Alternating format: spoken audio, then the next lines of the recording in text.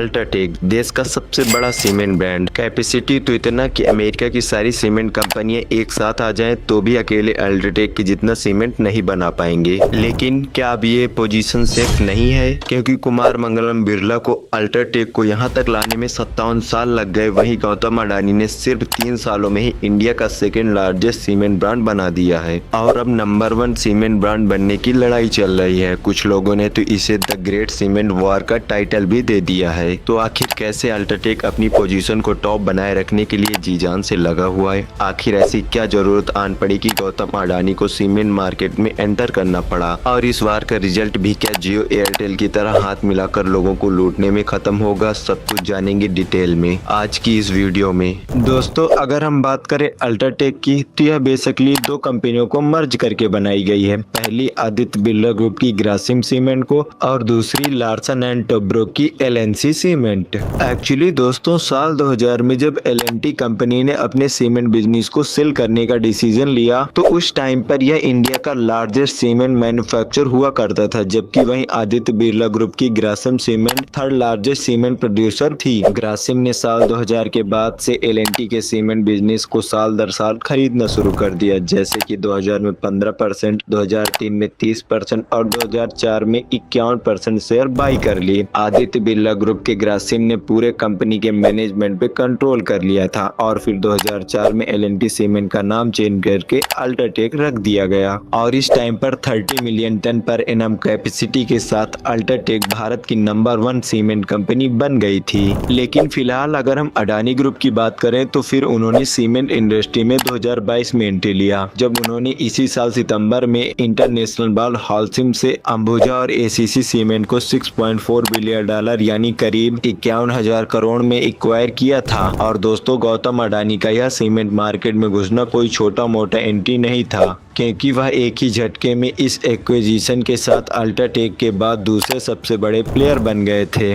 हम दोबारा चलते हैं 2004 में, जब अल्ट्राटेक देश का नंबर 1 सीमेंट बन गया था। हालांकि भले ही उस समय अल्ट्राटेक कैपेसिटी के मामले में मार्केट लीडर बन गया था, लेकिन उस टाइम अंबुजा और एसीसी सीमेंट जैसे मिड ब्रांड साइज भी काफी तेजी से आगे बढ़ने लगे थे। और ऐसा होने के पीछे सबसे बड़ा रीजन था अल्ट्राटेक का लेट स्टार्ट। एक्चुअली अल्ट्राटेक ने मार्केट में एज ए सुपर एंटिटी 2004 में एंट्री ली, जिसकी वजह से वह अपने कंपटीटर की तरह स्ट्रॉन्ग ब्रांड आइडेंटिटी और लॉयल कस्टमर बेस नहीं बना पाया था। इसके साथ ही दोस्तों, अल्ट्राटेक नया नाम होने की वजह से लोग अंबुजा और एसीसी को ज्यादा प्रेफर करते थे। और दोस्तों, इतना ही नहीं, इस अपॉर्चुनिटी को ग्रैब करने के लिए अंबुजा और एसीसी ने इंटरनेशनल ब्रांड हॉल्सिम के साथ पार्टनरशिप कर ली, जिसकी मदद से उन्हें ग्लोबल एक्सपर्टाइज और एडवांस टेक्नोलॉजी का एक्सेस मिल गया, जिससे अब यह कंपनी लोगों को पहले से काफी अच्छी क्वालिटी की सीमेंट भी ऑफर करने लगी थी। लेकिन दोस्तों, यहाँ पर अल्ट्राटेक भी हाथ पर हाथ रखने बैठने वालों में से थोड़े ही थी,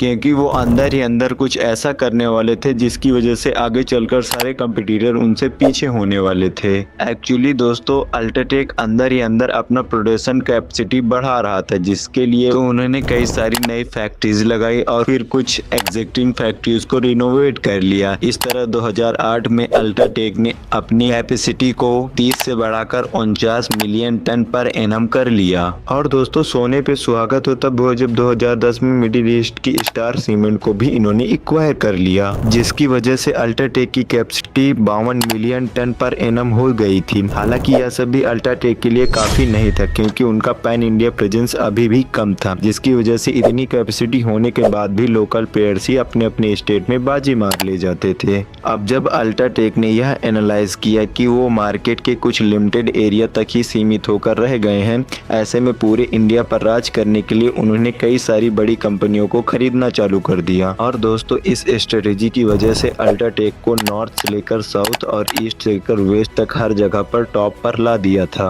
जैसा कि इंडिया के वेस्ट रीजन में अपना प्रेजेंट इस्टेब्लिश करने के लिए 2013 में अल्ट्राटेक ने जेपी ग्रुप्स के गुजरात सीमेंट यूनिट को एक्वायर कर लिया था। और कुछ इसी तरीके से अंबुजा और ईसीसी डोमिनेट लिमिटेड नॉर्थ और सेंट्रल इंडिया रीजन में अपना दबदबा बनाने के लिए 2017 में अल्ट्राटेक ने जयप्रकाश एसोसिएट के सीमेंट प्लांट को भी एक्वायर कर लिया और फिर ईस्ट इंडिया में अपनी पकड़ बनाने के लिए अल्ट्राटेक ने सेंचुरी टेक्सटाइल के सीमेंट बिजनेस को भी खरीद लिया और कुछ इसी तरीके से ईस्ट, वेस्ट, नॉर्थ और सेंट्रल इंडिया में अलग अलग एक्विजिशन के बाद अल्ट्राटेक चाइना के बाद दुनिया की पहली कंपनी बन गई जिसने अपनी capacity 100 million ton per annum से ज्यादा कर लिया था। और दोस्तों यह सिर्फ कंपनी की नहीं बल्कि पूरे इंडिया की ग्लोबल लेवल पर एक बड़ी अचीवमेंट थी। और दोस्तों अब 2019-20 तक अल्ट्राटेक का प्रॉफिट आसमान छूने लगा था क्योंकि फाइनेंशियल ईयर में अल्ट्राटेक ने 41,476 करोड़ का रिकॉर्ड रेवेन्यू जनरेट किया था। लेकिन इसी बीच अल्ट्राटेक के सामने एक और बहुत बड़ी दिक्कत आ गई जिसने आदित्य बिरला की रातों की नींद उड़ा कर रख दी। एक्चुअली फाइनेंशियल ईयर 2019-20 के खत्म होने के ठीक एक हफ्ते पहले ही कोविड-19 पेंडेमिक की वजह से देश भर में लॉकडाउन लग गया जिसकी वजह से ट्रांसपोर्टेशन से लेकर फैक्ट्री सब कुछ ठप पड़ गई। इस लॉकडाउन के टाइम पर अल्ट्राटेक को और भी कंपनीज की तरह काफी दिक्कत का सामना करना पड़ा, जैसा कि शुरुआती कोविड पेंडेमिक पर फैक्ट्री ढंग से ऑपरेट नहीं हो पा रही थी और इस वजह से 117 MTPA कैपेसिटी होने के बावजूद भी सिर्फ 76 MTPA ही यूटिलाइज हो पा रहा था। हालांकि अल्ट्राटेक ने अपना स्ट्रॉन्ग फाइनेंशियल पोजीशन मेंटेन करके रखा था और फिर जैसे जैसे इकोनॉमी खुली वैसे वैसे ही अल्ट्राटेक रिकवरी करने लगा। लेकिन दोस्तों कोविड के बाद भी इससे बड़ा चैलेंज सामने आ खड़ा हुआ जिसने न सिर्फ अल्ट्राटेक को बल्कि पूरे सीमेंट इंडस्ट्री को हिलाकर रख दिया।